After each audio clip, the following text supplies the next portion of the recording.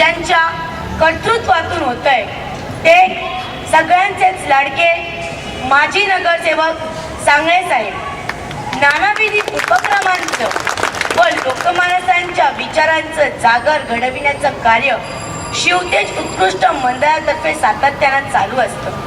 विचारांनी आचार घडतात, आचारांनी संस्कार तयार होतात आणि संस्कारांनी समाज बहरत जातो. ही एक मानसिकता आहे. महाराष्ट्राच्या मातीमध्ये अशी कैक नरत्न जन्माला आली ज्यांनी इतिहास घडवला. म्हणून इतिहासकारांनाही म्हणावं लागलं की इतर प्रांतांना भूगोल आहे पण महाराष्ट्राला इतिहास आहे. हा इतिहास घडला कसा घडवला याचा विचार मात्र चिंतन मंथनाच्या रूपानं केला पाहिजे. महापुरुष आकाशात वीज चमकावी तसे येतात आणि निमिषार्धात अंतर्गात पावावे असे निघून जातात असं कधी घडत नाही. त्यांच्या कार्याला पराक्रमाला काहीतरी परंपरा असावी लागते. प्रत्येक माणसाच्या येण्याला अशी परंपरा असते. काळानं अनेक नेते निर्माण केले असतील पण शिवसेना प्रमुख इतके प्रेम दुसऱ्या कुठल्याही नेत्याच्या वाटेला स्वतःचं कर्तृत्व ज्यांनी सिद्ध केलं, स्वतःचं नेतृत्व ज्यांनी सर्वमान्य केलं, राजमान्य होणं व लोकमान्य होणं या दोन्ही कसोटी ज्यांनी आपल्या आयुष्यामध्ये पार पाडल्या. राजकारणाच्या पदावर नव्हे तर माणसांच्या मनावर ज्यांनी अधिराज्य गाजवलं ते श्रद्धेय बाळासाहेब ठाकरे. ही व्यक्ती नेमकी होती कशी, या व्यक्तीचा नेमका इतिहास तरी काय, शिवसैनिकांचं दैवत किती बहुश्रुत आहे असं कसं समजावं. एका आनंद कवीने याची व्याख्या फार सुंदर केली आहे. तो सांगतो, ज्या माणसांच्या बाबतीत अनेक दंतकथा असतील, ज्या माणसांच्या बाबतीत अनेक आख्यायिका असतील तो माणूस बहुश्रुत आहे असं समजावं. आदरणीय श्रद्धे साहेबांच्या बाबतीत मी आवर्जून सांगू इच्छिते. साहेबांचं नेतृत्व होतं कसं, वादळी तितकंच वादग्रस्त, लोकप्रिय तितकंच लोकमान्य, नानाविधी पैलूंचा समावेश या आपल्या दैवतामध्ये. आम्ही सामान्य माणसं, आम्ही बोलता बोलून जातो. माणसानं सोन्यासारखं असावं पण मी आवर्जून सांगते माणसानं सोन्यासारखाची बात नसावं. कारण सोनं जवळ ठेवता येतं, जास्तीत जास्त सोनं घालून मिळवता येतं. या पलीकडे सोन्याचा जगण्यासाठी काडीचाही उपयोग नाही. माणसानं सोन्यासारखं असण्यापेक्षा परिसासारखं असावं. जिथं जावं त्याचं सोनं करावं. श्रद्धेय साहेब हे व्यक्तिमत्व या परिसासारखं.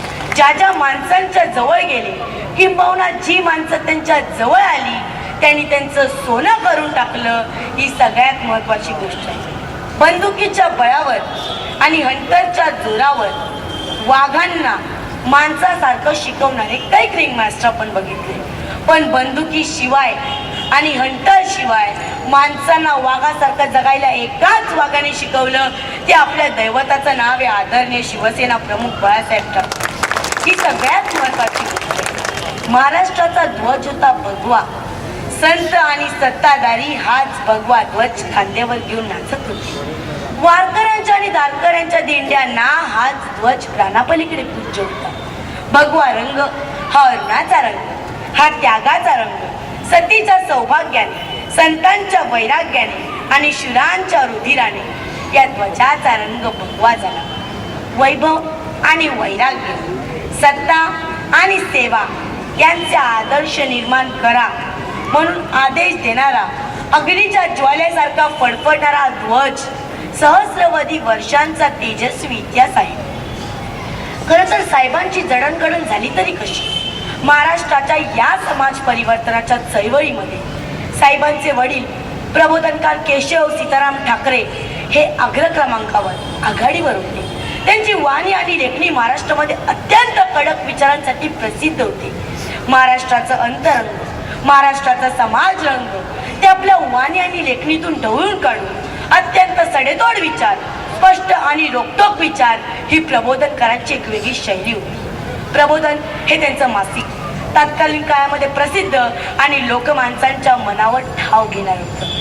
जगण्यासाठी जे जे गरजेचं आहे, नव्या जगण्यासाठी जे जे महत्वाचं आहे याच्या पलीकडे अंधश्रद्धा, जाचक रूढी आणि परंपरा यांना छेद देत नव्या माणसांची निर्मिती करायची असेल तर जगण्यासाठी जे जे गरजेचं आहे असा विचार प्रबोधनकार आपल्या लेखणीतून मांडत होते. ते प्रबोधन या पाक्षिकाच्या रूपाने, प्रबोधनकारांच्या या लोकप्रियतेमुळे लोकांनी त्यांना प्रबोधनकार ही उपाधी दिली. प्रबोधनकारांच्या या सावलीमुळे साहेबांची जडणघडण होत राहिली. खरं तर असा पिता वाटेला येणं ही पुत्राच्या दृष्टीनं भाग्याची गोष्ट असते आणि याचा पुत्र लाभणं ही पित्याच्या दृष्टीनं अधिक भाग्याची गोष्ट असते. खरं तर साहेब भाग्यवान होते म्हणून त्यांच्या वाटेला प्रबोधनकारांसारखी वडील आले आणि प्रबोधनकार भाग्यवान होते म्हणून त्यांच्या वाटेला साहेबांसारखा पुत्र आला. ही सगळ्यात महत्वाची गोष्ट आहे. काही दिवस ते पनवेलला होते, नंतर ते साताराला आले, प्रबोधन मासिक तिकडून चालवलं. नंतर ते पुण्यात आले, पुणे सोडलं, परत ते मुंबईत आले. कार्यकर्तृत्वाचा वारसा आणि वसा अखंड चालू राहिला. यामध्ये साहेबांची जडणघडण झाली तरी कशी, पण शिक्षणापेक्षा साहेबांना रस होता तो व्यंगचित्रांमध्ये. खरं तर निर्मिती आतून येते, ती उरातून यावी लागते तरच काहीतरी घडतं. फ्री प्रेस जर्नलमध्ये त्यांनी व्यंगचित्राची नोकरी पत्करली आणि ते व्यंगचित्र काढायला लागले. खरं तर त्यांची व्यंगचित्र म्हणजे वाघांच्या नखाचा ओरखडा असायचा. एखाद्या राजकारणावर, एखाद्या समाजव्यवस्थेवर, एखाद्या परिस्थितीवर, एखाद्या प्रसंगावर त्यांची व्यंगचित्र अशी मुद्राण करून जायची की समोरच्या माणसाला विचार करायला लावायची. ही सगळ्यात महत्वाची गोष्ट आहे. पण साहेब स्वतंत्र विचाराचे, स्वाभिमानी उराचे, अभिमानी पाण्याचे, नोकरी करणं त्यांना पटलं नाही. अखेर काही मर्यादा आडव्या आल्या आणि त्यांनी व्यंगचित्राची नोकरी झिडकारली. एके दिवशी त्यांनी दादांना सांगितलं, मला स्वतःचं असं एक मासिक काढायचं आहे. खरं तर मराठीमध्ये व्यंगचित्रांसाठी असं कुठल्याही प्रकारचं मासिक नव्हतं. ते हिंदीत निघत, ते इंग्रजीत निघत, मला मराठीत काढायचं आहे. दादा म्हटले उत्तम, कामाला लागा. पण दादांनी विचारलं, मासिकाचं नाव काय ठेवायचं? साहेब विचारत पडले, नाव